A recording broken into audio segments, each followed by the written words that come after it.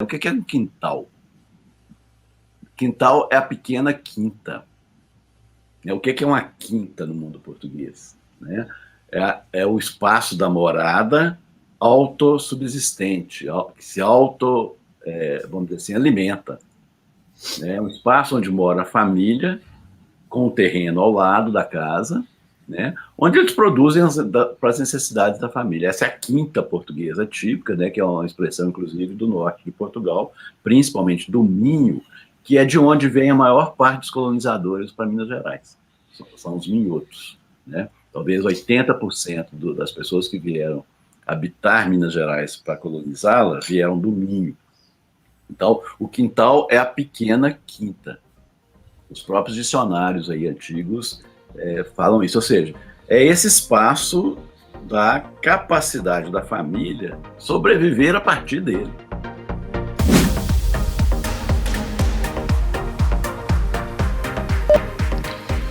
Fala pessoal, aqui é Kelson Douglas e está começando o segundo dia do Valley Week Food Tech Edition. E novamente aqui comigo está Lui Pereira, da Agência Primaz. Fala aí, Lui. Bom dia, Kelson. Vamos receber hoje o José Nilton. Bom dia, José. Bom dia, tudo bem com vocês? Tudo ótimo. Tudo ótimo. Ô Zé, para começar esse papo nessa manhã de terça, queria que você se apresentasse melhor aí pro nosso público que está assistindo. Bom, meu nome é José Nilton Menezes, eu sou professor da UFMG, do Departamento de História, da FAFISH, Faculdade de Filosofia e Ciências Humanas, e trabalho com pesquisa sobre o período setecentista e oitocentista da história de Minas Gerais, são meus temas mais espacializados e temporalizados nesse espaço das Minas Gerais, ainda colônia, ainda no período colonial, e as pesquisas cada vez mais direcionadas para a história da alimentação. Eu acho que essa é a minha identificação melhor aí para o nosso público. Ah, maravilha, Zé. E começando aqui a nossa rodada de perguntas, nosso papo aqui, ontem eu conversei com a Cristina, que é a fundadora da Tacta Food School, foi um papo bem que rolou ontem à noite, e ela estava falando sobre design thinking na produção alimentar e tal. A gente estava conversando um pouco antes assim, do papo, inclusive, em off, sobre a gambiarra, como que o brasileiro ele tem essa cultura da gambiarra e que inclusive nem tem tradução lá fora, a gambiarra. E aí, lendo A Nossa Comida Tem História, que foi um trabalho organizado pelo senhor, eu comecei a pensar isso, que será que a comida mineira seria um tipo de gambiarra gastronômica? Já que o senhor até fala que a comida mineira ela não tem a ver com a invenção da fome, mas a gente pode dizer que a comida mineira seria uma espécie de gambiarra gastronômica, então? Se você pensar que gambiarra é algo positivamente criativo, é fruto de uma criatividade intensa e muito fértil, eu poderia dizer que sim, talvez a comida mineira nasça desse não da fome. Eu nego essa ideia que a maioria das pessoas às vezes passam, as minas carentes de produtos, populosas e carentes de produtos, passavam fome. E a gente tem uma comida diversa, uma comida que a gente múltipla, e que você identifica a partir do aproveitamento ou da gambiarra com a natureza, de um diálogo com a natureza muito grande, muito criativo.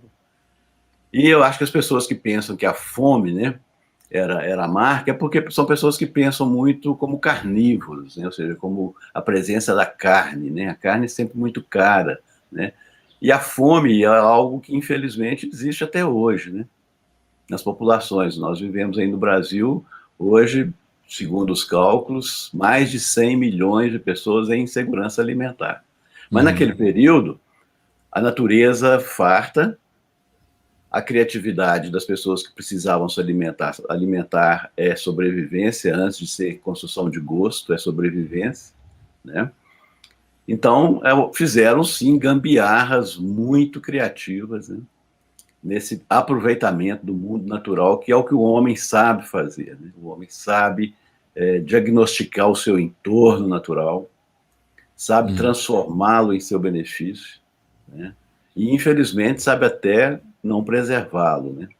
Sim. Mas também sabe recuperá-lo e preservá-lo. Então, assim, ao homem, à humanidade, né? Estou falando homem no sentido de humanidade, a humanidade é dada essa capacidade criativa de transformação do mundo natural, e a comida é talvez a manifestação, né, a linguagem muito mais clara dessa criatividade, dessa gambiarra, né, criativa que nós fazemos. A gambiarra é uma marca do brasileiro, né, uma marca dessa criatividade, saber sair-se bem em situações difíceis, né, construindo gambiarras, né.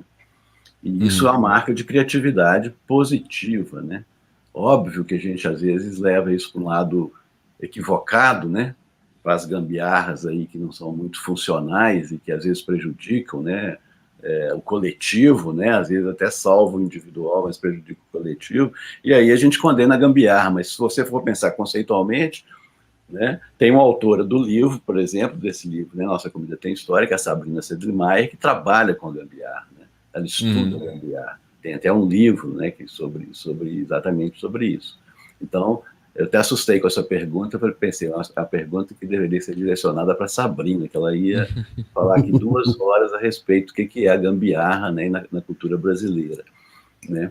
Mas é isso, eu acho que a nossa comida, de tão diversa, tão criativa, tão múltipla, pode ser entendida como construção de gambiarras criativas, né, a partir dessa experiência humana, que é muito marca do humano, né? A marca nossa é saber ser criativo, né? No Renascimento, o humanismo renascentista é marcado, né, talvez, por essa característica do homem se entender como se fosse o ser criado por Deus, né? Onde Deus colocou nele a capacidade de Deus, que é a capacidade criativa. Deus era o criador, né? O criador de todas as coisas, e esse homem então acredita, olha, Deus criou todas as coisas e pôs em mim uma capacidade dele, Deus, de criar. Foi a única criatura dele que ele pôs a capacidade de criar como ele, né? Então essa é a crença humanista do Renascimento, que eu acho que tem muita validade para a cultura, né, para a nossa cultura. Ótimo, ótimo. Lui? Eu tava aqui viajando nessa coisa de gambiarra, nessa coisa da comida aqui, aí me deu curiosidade agora de saber como que essa alimentação ela foi sendo construída até a gente entender hoje o que é a culinária mineira. Assim, claro que talvez seja um livro a resposta dessa, mas assim, brevemente, como então que essa culinária mineira surgiu? Em linhas gerais. A gente pensa um espaço, né, de colonização, né, um espaço inicial de colonização. Mas pensa que antes desse espaço de colonização era um espaço habitado por inúmeras culturas indígenas, né? Então, o português, quando chega para colonizar, né, ou os paulistas, quando migram, né, para colonizar, ou os nordestinos, quando migram para colonizar, porque Minas é uma encruzilhada, esse espaço mineiro é um espaço interior, é um sertão da colonização, que Portugal quer proteger, quer impedir a entrada externa, em função de ser a grande riqueza daquele momento da colonização portuguesa, ser o ouro que saía de Minas, né?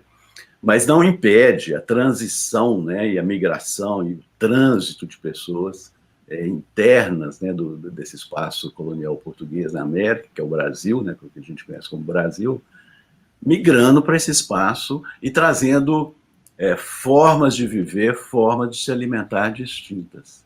E encontrando aqui uma natureza riquíssima, diversa demais, cada região. A região central mineradora tem um tipo de vegetação, um tipo de fornecimento de produtos. A região mais ao norte, também de mineradora, do Cerro do Frio, né, da região que é hoje Diamantina e Cerro, uma outra especificidade, vamos dizer assim, natural, também biodiversa, tá, que fornece muito produto. E o homem, com essa cultura indígena, portuguesa, dos escravizados que vêm de várias culturas africanas, né? Ele vai transformando, né, esse espaço num cadinho de invenções gastronômicas e de outras invenções, né? Se a gente for pensar a economia mineira nesse período, é uma economia muito mais diversa do que a história conta, né? A gente fica muito centrado, às vezes, na mineração, no abastecimento alimentar, em algum tipo de produção econômica, e esquece que essa produção econômica de Minas era uma produção voltada para o mercado interno. Não era uma economia de exportação, como era a economia do litoral, que produzia açúcar para exportar, por exemplo, né?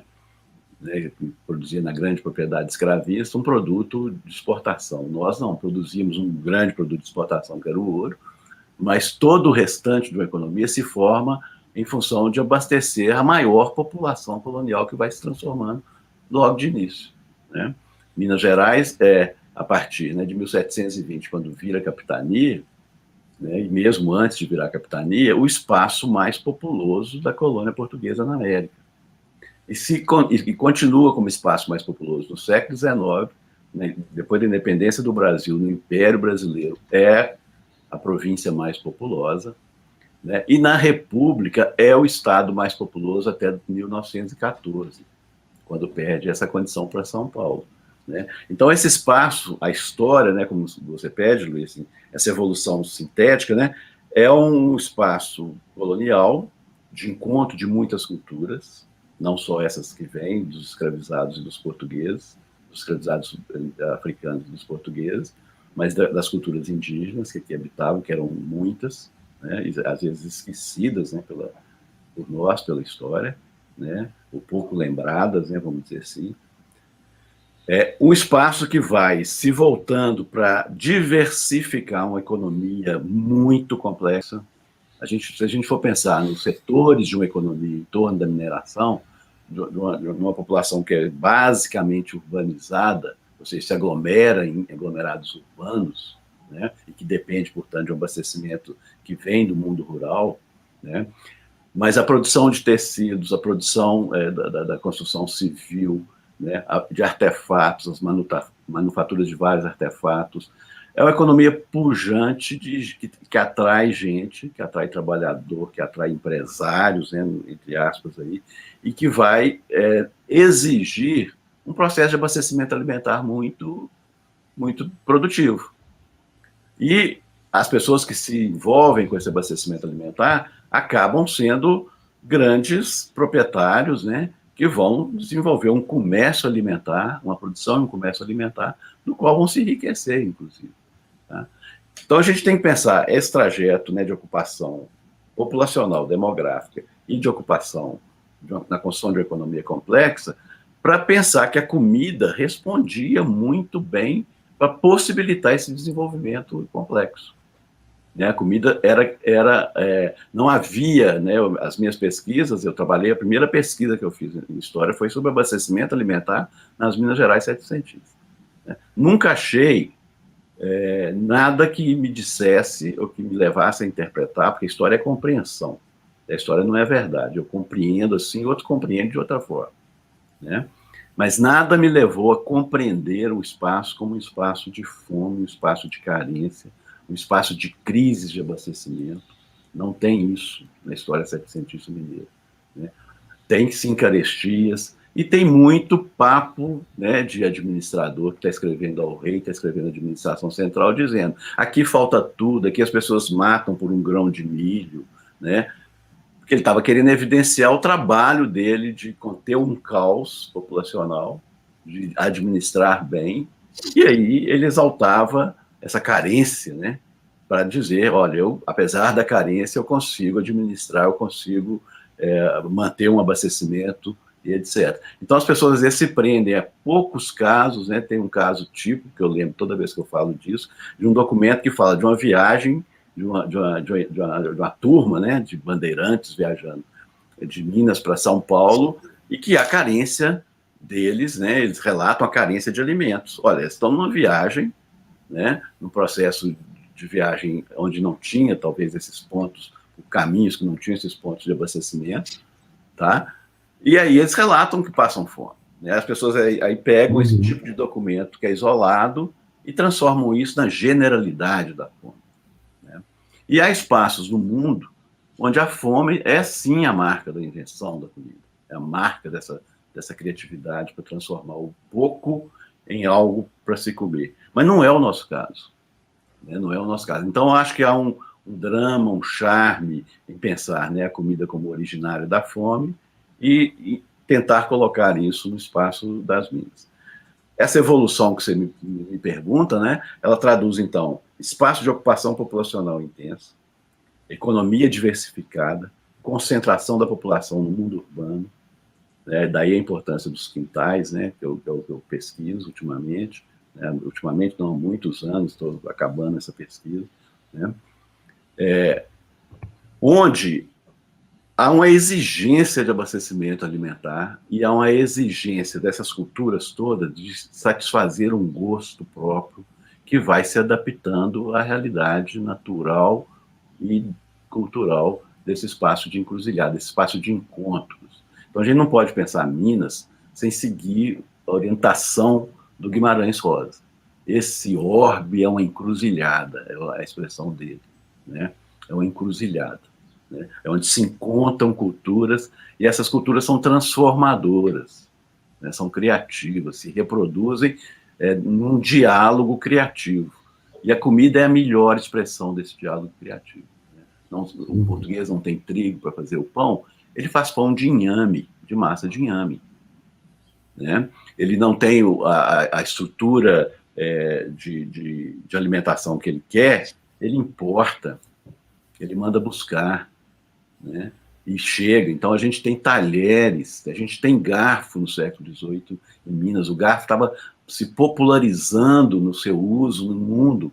E a gente tem, nos inventários pós-mortem, a presença de garfos. Né? Óbvio que não é em todas as famílias, mas tem a presença, mesmo que seja de latão, que seja de um produto que você vê que é de pessoa pobre, você tem a presença de coisas, instrumentos, né? Eu gosto muito da palavra coisa, né? Porque ela diz dessa transformação de uma coisa em algo útil, né? Então, assim, há isso claramente na pesquisa, né? Na pesquisa que tem que, obviamente, conciliar quantidade de documentos e vários tipos documentais para você conseguir aprender, né? Essa evolução de uma construção que vai dizer para nós, né? Porque a comida é linguagem, pode ser lida, né, por todos nós, né, e é de fácil leitura às vezes, né, muitas das vezes é mais fácil você ler uma cultura pela sua comida do que pela sua língua. Né? É muito mais difícil você entender uma língua, né, do que você entender a comida de uma cultura.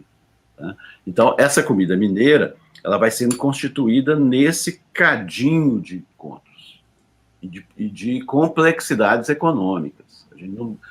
A gente tem que esquecer aquela coisa que aprendemos na história tradicional, de que se produzia ouro e onde se produzia ouro não se produzia mais nada. Do lado da lavra, né, as pesquisas, inúmeras pesquisas mostram isso, se produzia feijão, milho, mandioca, banana, muitas frutas, muitos tubérculos, né? E a fartura de oferta de água, né, nesses lugares, que às vezes exige, né, a busca, né, da água do outro lugar. A gente vê, né, a presença aí de ruínas de aquedutos, né, para todo lugar que a gente anda em Minas. Né. Esse trabalho é um trabalho de produção que não é só direcionado para a mineração, porque senão não haveria essa população crescente, uma população que reproduz internamente, estou me lembrando aqui agora, né, tanto os escravizados como os colonos europeus, como as pessoas que chegam a uma reprodução familiar, ou seja, uma reprodução interna da população, palpável, né, medida pela demografia. E como entender fome no lugar disso? É a pergunta que a gente faz. Como pensar que havia constantes crises de fome? Né? Uma fome endêmica. Não existia fome endêmica, existia talvez pequenos espaços e momentos de fomes epidêmicas, né? Ou seja, crises de abastecimento de algo, né? E mesmo assim é muito pouco palpável pela pesquisa, pela documentação. Então, essa construção, em suma, né, é uma construção de encontros, de diálogos e de transformações criativas do que o mundo natural oferece, né? E é o que eu digo, né? É o que eu digo não, é o que todo estudioso de alimentação diz, né? Você não tem, você não constrói uma comida típica, né? Apenas com o que se tem. Uhum. Uma das marcas da alimentação é o desejar o que não tem. Uma das marcas do nosso gosto alimentar é desejar o que a gente não tem fácil. Você manda buscar. Né? Há um dito de um pensador romano que diz: se tem cavalo, você tem boa alimentação, porque você manda buscar onde tem alimento e trazer para você. Né? Então, eu acho que a gente vai acabar chegando também nessa parte de ter, né, no nosso quintal, que os quintais, inclusive, é uma pesquisa que o senhor tem bastante forte, e a gente vai acabar chegando nesse ponto aí também. Mas antes de chegar nessa parte, tem alguns textos do senhor que você fala sobre o fogo, a importância do fogo, e vários pesquisadores também falam, né, da importância do fogo, tanto culturalmente ali para as pessoas estarem em volta do fogo na hora da preparação da comida. Até o Michael Pollan, que ficou bastante famoso, né, um jornalista famoso sobre comida, ele tem uma série que ele produziu onde ele fala exclusivamente sobre o fogo. E aí eu queria saber o seguinte, o fato de com o tempo a gente ter ido almoçar em restaurantes, almoçar fora de casa e depois com micro-ondas e a indústria dos ultraprocessados que entrega tudo pra gente em saquinho, em caixinha, e isso afastar a gente do fogo. O senhor vê isso como uma forma, um dos motivos de hoje a gente talvez está se alimentando tão mal e a gente não dá o devido valor à produção alimentar, o afastamento que a gente teve do fogo? Raquel, é interessante a gente pensar, né, essa construção do gosto, né? E nisso aí o fogão a lenha e o fogo, né, tem inteira participação nisso. Há uns anos atrás, eu fui procurado, eu tinha acabado de fazer o trabalho para o IFAM de registro, né, do modo de fazer queijo artesanal de Minas como patrimônio da cultura imaterial do Brasil. A pesquisa e o dossiê interpretativo fui eu que produzi para o IFAM, para o registro.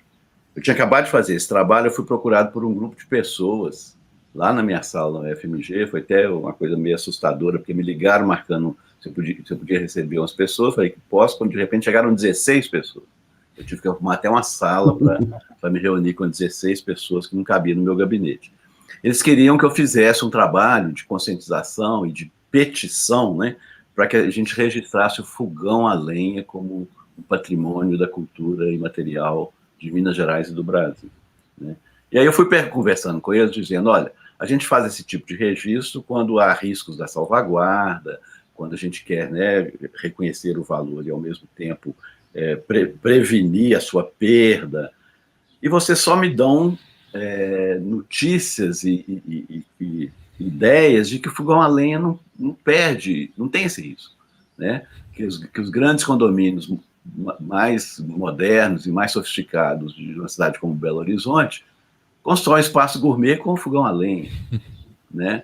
Que a valorização das famílias ainda é levar as pessoas para o fogão, para o entorno do fogão a lenha, porque é o espaço mais aconchegante, né? Que é o que o fogo proporciona, né, nessa cultura da alimentação. É um espaço, é um elemento, vamos dizer assim, primordial, sem ele não há cozinha, né, sem ele não há cozimento, né, é óbvio que tem a cozinha do cru, né, mas assim, basicamente cozinhar é cozer, ou seja, é aquecer o alimento com água e fogo. A presença desses dois elementos, fogo e água, é primordial, né?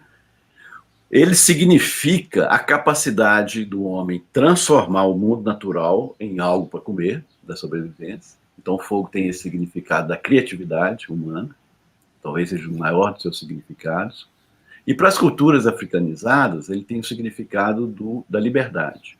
Se eu tenho o meu fogo, é sinal de que eu tenho a minha casa, que eu tenho a minha família, que eu tenho a capacidade de escolher o que comer, né? E de cozer o que eu quero comer.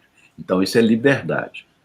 Os senhores de escravizados, obviamente, aproveitam esse valor da cultura africana, ou das culturas africanas, e dão a alguns dos seus escravos a casa e a possibilidade de constituir família e de ter o próprio fogo, né? Ou seja, vão cooptar, né, as lideranças dos escravizados para que eles tenham a sensação de liberdade de ter no seu fogo. Tanto que no espaço da colônia, né, no espaço temporal da colonização, os domicílios, as casas, são contadas, né, pelos censos como fogos. Ou seja, o espaço onde tem um fogo, tem um fogão, tem uma fornalha, tem habitante, tem família, tem agregados da família. Então, um fogo significa isso tudo. Então, se diz, né, o Tejuco é um arraial do Cerro do Frio com 3.000 fogos. Está presente no documento. Isso dá para a gente o valor do fogo. Ele é aquecimento, ele é aconchego, ele é possibilidade de sobrevivência, ele significa criatividade, significa liberdade. Interessante a contagem por fogos, né? Não por casas, né? Não por casas, não por domicílios. A expressão domicílio é utilizada, a expressão morada não se usava muito naquele tempo, a expressão casa, né? Mas domicílio é utilizada, morada é utilizada até hoje no mundo, em Portugal, né? No mundo português, inclusive de outros países de língua portuguesa, a expressão morada é mais usada do que a expressão casa ou lar, né? Porque significa o espaço físico, o endereço, e significa também o agregado familiar que vive naquela casa, naquele edifício. Então, morada é uma palavra que diz... a gente usava muito essa expressão antigamente e foi substituindo, né? No mundo português ainda é a mais utilizada, né? Morada. Eu morei em Lisboa, quando a pessoa pergunta qual é a sua morada, ou seja, está te perguntando qual é o seu endereço. Né?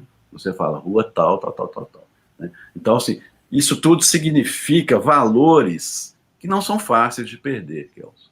Então, talvez a gente não tem que ter essa preocupação da perda. É óbvio, né, que, inclusive, em contraposição ao valor dos ultraprocessados e da falta do fogo para cozer, né, você acaba ainda mais valorizando isso, né? O acesso, você trata como riqueza um acesso a um fogão de lenha, que é algo que antes, né, de mim não era traduzido como riqueza, era traduzido como simplicidade, né? As pessoas ricas buscavam outras formas de cozer que não fosse a lenha, né? Então, assim, e além disso, outros significados, esse significado da transformação, da necessidade da preservação ambiental das árvores, porque é preciso ter lenha, né? Então, assim, a gente tem que entender que são valores muito difíceis de serem perdidos. O valor da criatividade, o valor da liberdade é muito difícil de ser desvalorizado, é muito difícil de ser perdido. Então, eu acho que, apesar, despeito, né, desse avanço da comida processada, o valor da comida feita, né, no espaço da sua casa, do seu lar, com a sua família, com o seu grupo de amigos, tal, é algo que a gente não perde. Né? É algo que a gente não precisa muito preocupar, né, porque é valor muito próprio de nós. Né? Eu costumo brincar que patrimônio é aquilo que a gente fala, é nosso, fomos nós que fizemos, temos orgulho de ter feito. Tá? Eu acho que o fogão a lenha, ou o acesso, né, à comida feita no fogão a lenha, ou participar do processo de fazer comida no fogão a lenha, né, junto ao fogo, à brasa, né, é algo muito valoroso e que a gente não precisa preocupar muito em salvaguardar, porque é parte de nós. É patrimônio. Interessante. Interessantíssimo, até porque você já falou de morada e aí puxa para a parte dos quintais, né, Lui? Não, com certeza, porque os quintais, aí sim eu vejo que é uma coisa que também, tal como o fogão a lenha já foi tido como uma coisa ligada à simplicidade, mas hoje cada vez mais é um luxo. Ter um quintal, entendeu? Ter um terreiro, né, que o quintal lhe com terra, alguma coisa assim. Especialmente quem tem a possibilidade, né, de ter um alimento ali da horta de casa, alguma coisa nesse sentido. Então, gostaria de puxar o assunto um pouco para os quintais e perguntar para você, assim, qual que é a importância, assim, desses quintais, dessa produção próxima para o desenvolvimento dessa culinária também. Bom, o quintal, eu não penso o quintal dissociado da cozinha e nem da casa, né? Eu acho que eu penso, né, eu, como historiador, eu busco compreender esse espaço. E aí, quando eu olho para esse espaço, eu não vejo só o espaço físico, né? Eu não vejo só o espaço cultivado. Eu vejo um lugar de relações humanas, eu vejo um lugar de relações de vizinhança, eu vejo uma paisagem que compõe o mundo cheio de casas, né, do arruamento, né, que dialoga com a rua, dialoga com o público, né, o espaço privado que dialoga com o público. Ou seja, eu vejo uma paisagem também urbana dos quintais, onde eles são parte primordial e onde, né, se a gente pegar as narrativas dos viajantes estrangeiros que passam aqui no início do 19, eles ficam encantados com o equilíbrio das nossas urbes. Saint-Hilaire elogia inúmeras passagens, se eu puder, né, se a gente tivesse tempo de ler as passagens dele, que ele elogia. Olha, um espaço equilibrado, onde verde e telhados se misturam de forma bonita, né, que dá a sensação de equilíbrio ambiental. Ou seja, eles são encantados com esse papel dos jardins, né, que ele chama de jardim, para eles são jardins, né, e que são espaços que têm tudo a ver com a construção do nosso gosto alimentar, né? O quintal é um espaço de relações da morada, da própria morada. Ou seja, é o espaço da mulher, onde a mulher tem o seu poder, talvez o único espaço do poder feminino seja a casa, a cozinha e o quintal, né? Porque fora desse espaço domiciliar e íntimo, a mulher não, nesse período, né, que eu trabalho, que é o século XVIII, início do XIX, ela não tem espaço, né? É vedado a ela ter poder, mas ela constrói relações com a família, com os filhos, com a vizinhança, onde ela é a poderosa, onde o poder dela se instala, né? E aí das opções, inclusive, produtivas, das opções, inclusive, da cozinha, né? E você tem um quintal, então, que vai prover aquela cozinha específica, mas que vai dialogar com os quintais da vizinhança, vai abastecer com as sobras, né, do seu consumo, outras famílias, outras moradas, né, e vai até levar para o mercado da rua produtos para serem vendidos, né? Então, o quintal tem um papel preponderante na construção do gosto. Lembrando aquilo que eu brinco lá no meu texto, Nossa Comida Tem História, né? Vasculhar o seu quintal e desejar o que ele não tem, né? Você fica de olho nos quintais dos outros e troca produtos que você tem com produtos que você não tem com seu vizinho, né? E isso cria relações também de diálogo e de poder, né? Relações hierárquicas, inclusive, de poder entre pessoas no entorno da produção alimentícia do quintal, que é o que é de mais rico ainda hoje em muita cidade pequena, né, que a gente tem em Minas Gerais. Então, isso que você diz, né, ter acesso ao meu quintal é um valor, é uma riqueza, é um luxo, é porque a gente reconhece essa construção, reconhece como nossa, como valor primordial na construção do nosso gosto, né? Se você pensar o espaço do quintal, você vai ver que mais próximo à cozinha vem os canteiros de temperos e de ervas medicinais, que é o que você tem que ter acesso mais rápido, né? Ou no momento de fazer comida, no momento da doença, para fazer os chás, etc. Né? Às vezes, na madrugada, é preciso ser feito um chá, você não pode ir ao fundo do quintal na madrugada, você tem que ter a erva ali do lado, né, da cozinha, né, à mão, né, você tem que ter esse produto à mão. Depois você tem todos os canteiros de verduras, o canteiro, depois os legumes, depois as frutas cítricas, depois as outras frutas.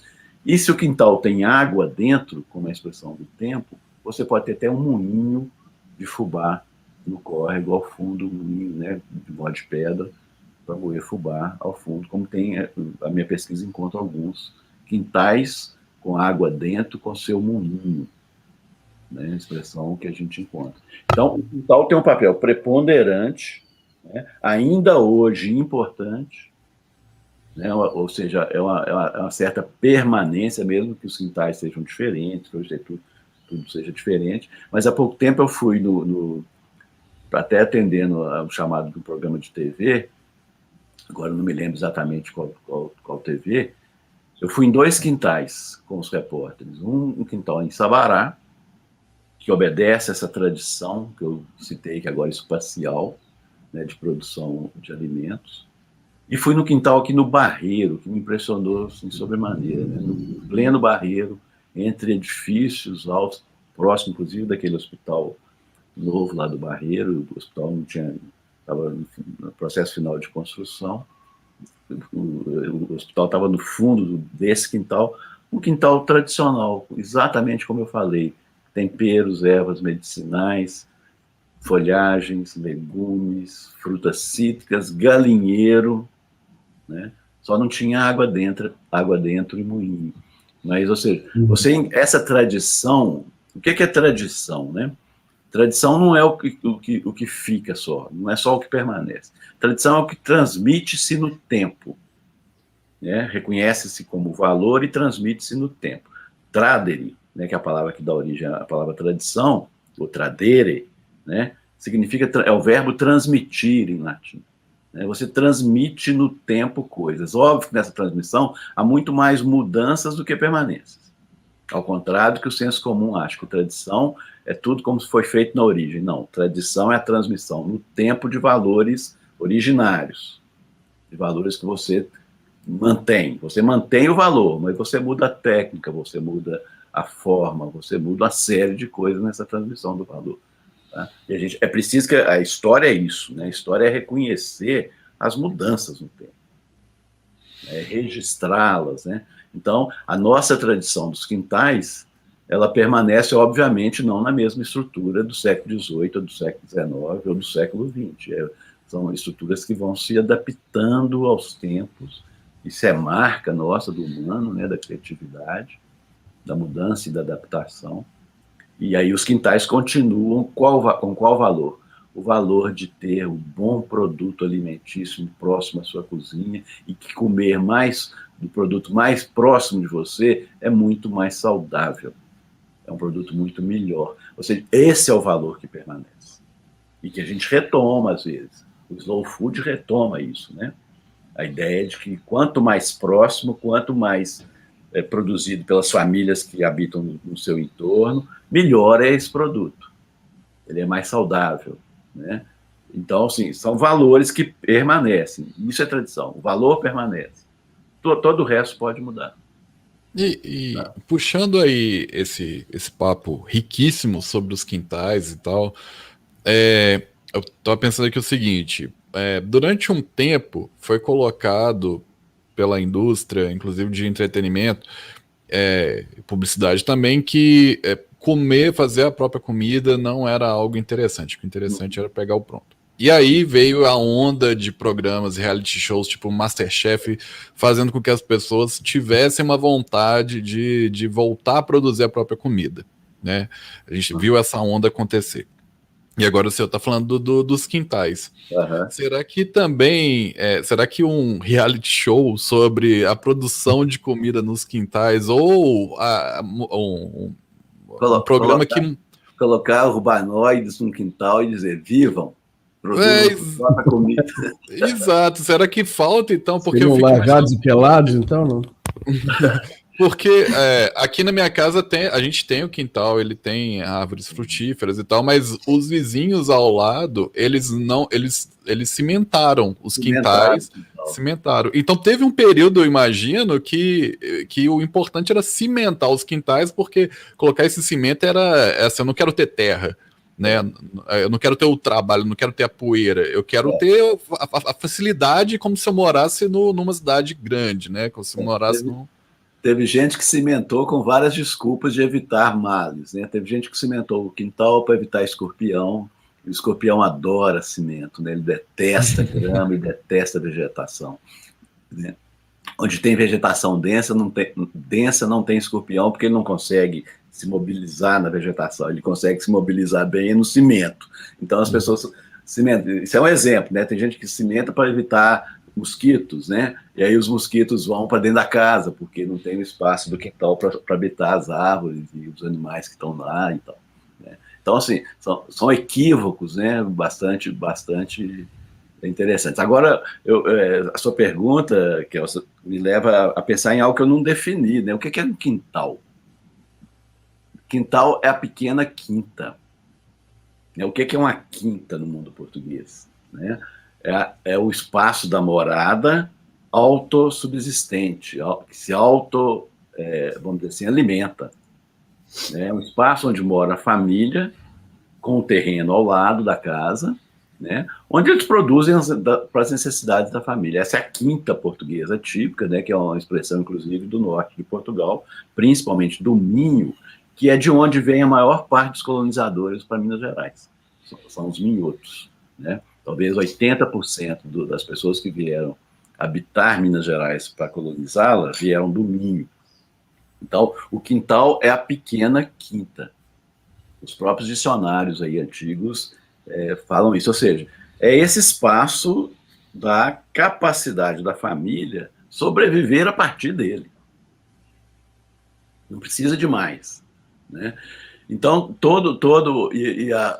as campanhas, né, para que as pessoas consumissem o processado são campanhas da indústria, que tem a importância da conservação, né, e com o crescimento populacional, a conservação é super importante, né? Você não pode negar a importância do processo, por exemplo, de enlatamento de alimentos, né?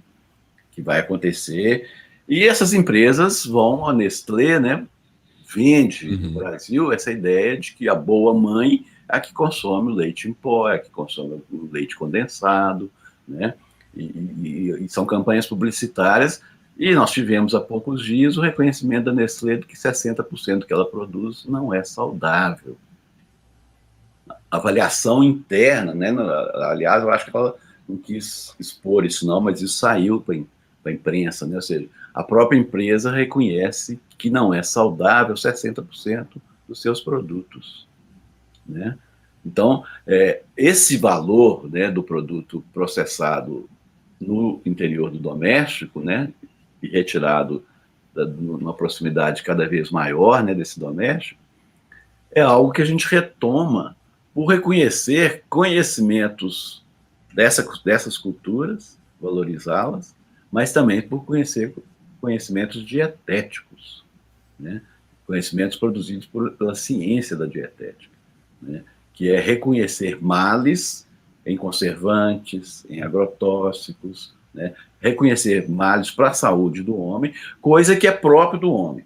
Desde a antiguidade a gente vê, né, os médicos e os pensadores sobre a saúde humana relacionando o que se come com a saúde orgânica, a saúde do organismo humano, né?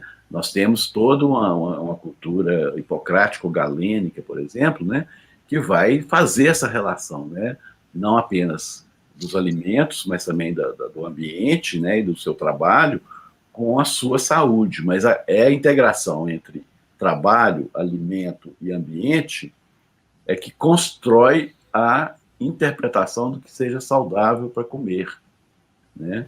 Ligado às ideias de temperatura, ligado às ideias de humores, né, corporais. Então, vão se construindo valores que são atribuídos à capacidade dos alimentos condicionarem, né, essa saúde. Tá? Então, hoje a gente vive, talvez, eu tenho assistido alguns, eu não assistia, não, confesso para vocês que eu não assistia esse tipo de programa reality, né, de alimentação. E tenho assistido de uns tempos para cá, até para observar. Então, eu fico vendo algumas questões, né, que são próprias da gastronomia, né, eu acho que tem que ser valorizadas e que são saberes gastronômicos e que são estudos da gastronomia, né, para pensar o prazer em se alimentar, o bom alimento, etc., mas que às vezes ficam sendo construídos como se fosse a única coisa da alimentação. Isso que eu acho que é o grande mal. Né? Você então, pode dar um exemplo?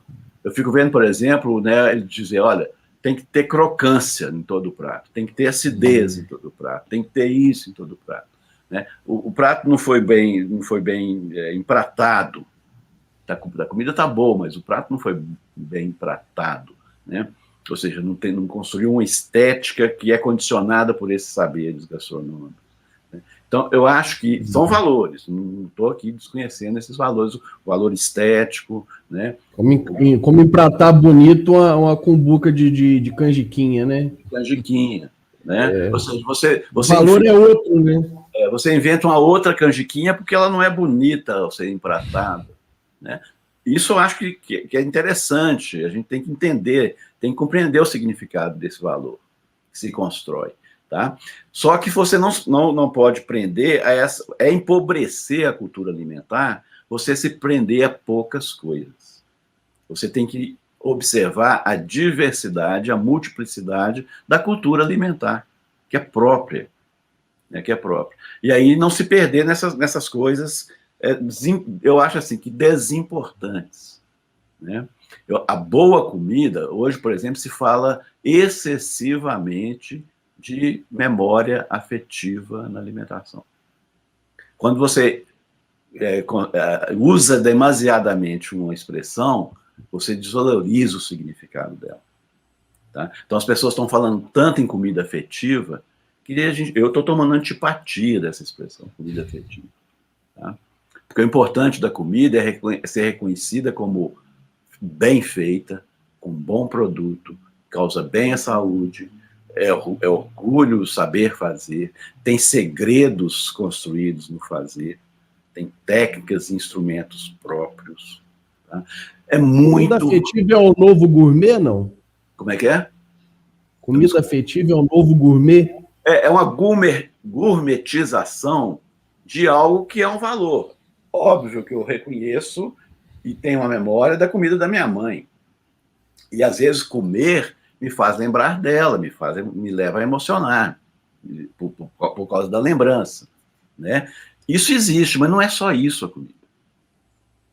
A comida não é só o afetivo, não é só esse sentimento de lembrança, né? da infância. Às vezes o aroma da comida te lembra a sua infância, te leva a uma emoção. Né? O que te dá muito prazer, né? Você remete à saudade, você remete a um sentimento de afetividade, né? Que é grato e que é prazeroso, mas não é só isso a comida. Né? Então todo mundo passa a dizer, minha comida é uma comida afetiva. Qualquer cozinheiro que esteja começando com seu restaurante propagandeia que é uma comida afetiva. Né? Por que é afetiva? Né? Então, assim, acho que há muito desgaste. Estou dando um exemplo do afetivo, né? A presença do crocante, do ácido, né? Isso também são valores, né? Que eu acho que esses programas, eu estou falando dos programas, tá? Não posso remeter isso, não posso generalizar nessa crítica. Eu acho que os programas trazem isso, né? Como uma artificialidade em algo que é muito próprio da nossa cultura. Que são valores muito próprios nossos e que os programas tendem a aprender de forma superficial. Não só os programas, os discursos, as narrativas sobre a comida, né, tendem a aprender o superficial e ficam insistindo nessa superfície de algo que é muito complexo, que é muito valoroso, e que é valoroso exatamente porque é complexo, porque é até difícil às vezes de compreender. O que é difícil de compreender é interessante demais para o humano. Né? A curiosidade nossa quer conhecer o que você não compreende bem. Por isso que a gente viaja, inclusive, né? Para conhecer o outro que é diferente de você e que você não sabe por que faz essa comida, por que Madrid come pescado se não está no litoral. Por que a comida mais comum e típica da cidade de Madrid são mariscos, se ela não está na beira-mar. Né? Então, conhecer isso é compreender uma construção de uma comida que foi buscar longe o seu produto. É a ideia do buscar, né? O que eu não tenho o que eu não tenho pode ser o meu típico, como é o caso específico muito doido, da comida madrilenha, né? Que me veio aqui a cabeça. Né? Interessantíssimo. Então, mas, José, deixa eu te perguntar uma coisa aqui. Você está falando nessa coisa da manutenção, da tradição, que também tem essa mudança toda, mas interessante a gente entrar numa coisa aqui do TEC, da Wiki aí, que é o seguinte, como é que a internet, a cultura digital, ela pode ajudar a manter ou transmitir, melhor dizendo, essas tradições da gastronomia mineira, dos quintais, etc. Eu acho que sem a internet, a gente tem muita. Sem a internet, sem todas essas iniciativas, vamos dizer assim, da informação contemporânea, a gente terá muita dificuldade de manter. Né? Eu acho que a possibilidade da comunicação fácil, né, e da comunicação que coloca em discussão, né, que evidencia algo, é fundamental para a gente. É um instrumento nosso, do nosso tempo, do contemporâneo, excepcional e essencial para o processo de manutenção, de preservação, de tradição. Né? Eu acho que não é contrário, nem é um paradoxo você pensar, né, os avanços da informação e da comunicação com a preservação da tradição. Como eu falei, a tradição é a transmissão no tempo, usando instrumentos, formas que são do tempo, né? Mesmo preservando valores que são de tempos passados, de outros tempos. Né? Então, eu acho que não há contradição, né, entre o TEC e a tradição. Maravilha. Não, isso é ótimo. E agora, pegando toda essa conversa que a gente teve até agora, e já também partindo pro final do papo, até porque já está chegando a hora do almoço, inclusive, meio-dia. Eu tenho aula daqui a pouquinho, eu tenho aula às 13h, 13 horas. Já partindo para o final, a gente, nos finais aqui das conversas, a gente tem falado para os entrevistados, para o pessoal que tem vindo falar aqui no Vale um Wiki, como que encontra na internet, daí, né, @ e tudo mais, como é que encontra. Mas no caso do senhor, além disso, eu gostaria que o senhor também desse algumas dicas de como que a gente, dica de livro, dica de documentário, que as pessoas que estão assistindo, que vão assistir posteriormente, possam entender assim, como que eu posso entender melhor sobre a gastronomia mineira, a comida mineira, os quintais. Então, assim, uma sessão de dicas do Zé Newton. Tá. Ó, uma primeira dica que eu acho bastante legal é ver o Mineiro e o Queijo, do Elvésio Rassum. Maravilhoso, maravilhoso. É um filme bem-humorado, engajado politicamente, né? Traz a essência dessa produção, desse produto tão importante. Ao mesmo tempo, traz um humor contido, né, nesses produtores do interior de Minas, que é fantástico. E dá um recado de preservação e de compreensão do que é o queijo, o modo de fazer queijo artesanal, que é fantástico.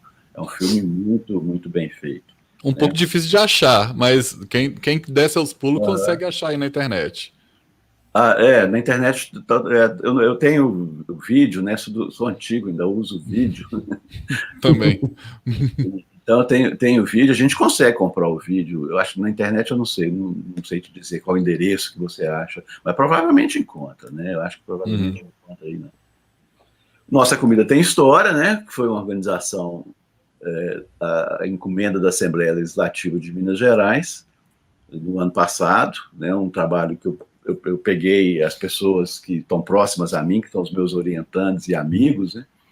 Que trabalham com pesquisa sobre alimentação em Minas, e que pedi para escrever textos curtos e fáceis, né, bem legíveis. Né? Então, deu um excelente livro que eu acho muito, muito interessante.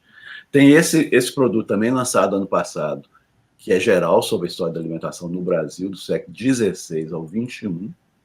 Está organizado pela professora Leila Mezan Grant, da Unicamp, e Cidiana da Consolação Macedo, da Universidade Federal do Pará. Tem, inclusive, um capítulo meu sobre a comida das elites mineiras no século XVIII, né? que é interessante. Essa semana, aliás, desde a semana passada, eu comprei um livro e estou lendo, muito interessante, não sei se vocês estão vendo a capa. Mas no meio aqui... Aqui? Mais lá do seu rosto. Aí... Revoluções da comida. A Revolução da Comida, o impacto das nossas escolhas à mesa, né, que é interessantíssimo, trabalha do século XX para cá, né, é uma história das nossas escolhas alimentares do século XX para cá, que eu estou adorando, estou começando a ler, estou no início aqui, o marcador, dá para ver que eu estou no início da leitura, mas estou gostando gostando muito. E acho que ver criticamente todos esses programas de gastronomia e muitos documentários, inúmeros documentários, né, nessas plataformas todas que a gente tem hoje, dá para a gente uma dimensão não só informativa, mas uma capacidade de criticar, né?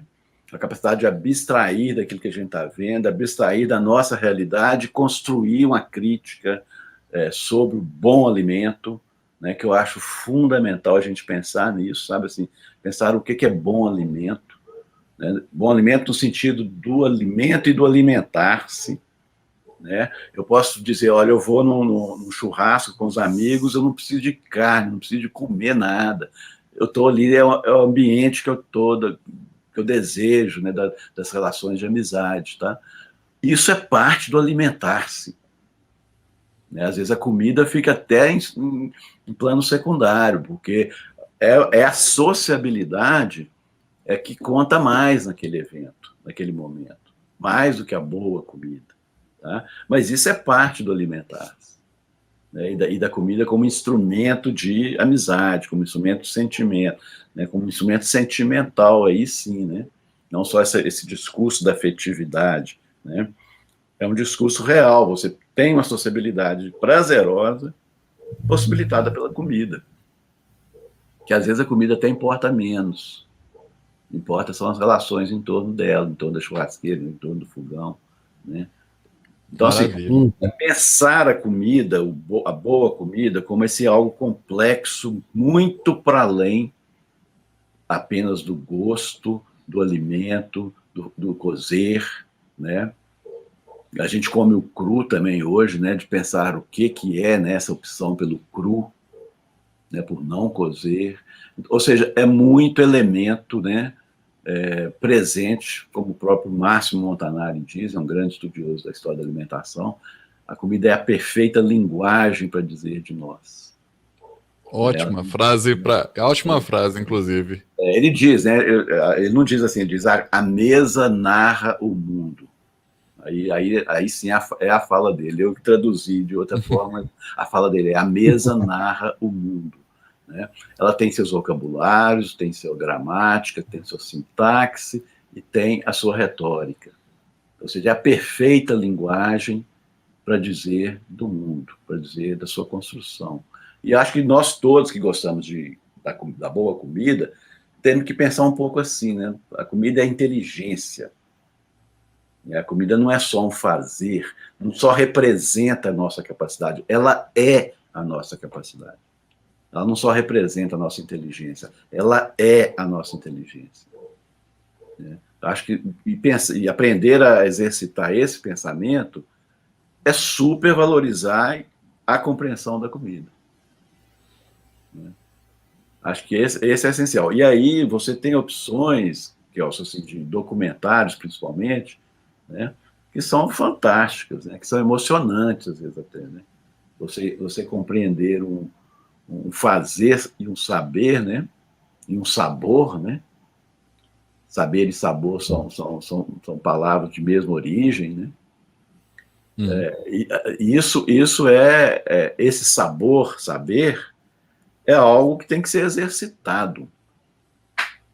Vocês estão fazendo esse exercício, né? Então, assim, é algo que tem que se exercitar para você ficar sofisticado ao compreender as comidas. A sofisticação é essa compreensão, é você conseguir construir essa compreensão. Aí está a sofisticação, no comer e nas comidas. Maravilha, muito bom. José, foi realmente um prazeraço falar com o senhor, ter o senhor aqui no Vale Week, foi realmente, assim, extremamente gigante pra gente. O papo foi bom mesmo. Foi agradável. E esperamos, em algum outro momento, talvez aí fora da pandemia, a gente poder receber o senhor por aqui, pra gente continuar esse papo, ou aumentar esse papo sobre comida, aqui em Ouro Preto e Mariana. Muito prazer mesmo. Prazer para todo meu. Obrigado pelo convite. Nós que agradecemos, e Lui, obrigado de novo por estar aqui com a gente, fazendo a conversa andar. É sempre um prazer, meu querido. Você pode me chamar sempre, porque o papo é bom demais, tá? Valeu então, pessoal, e até o próximo vídeo aí da parte da noite.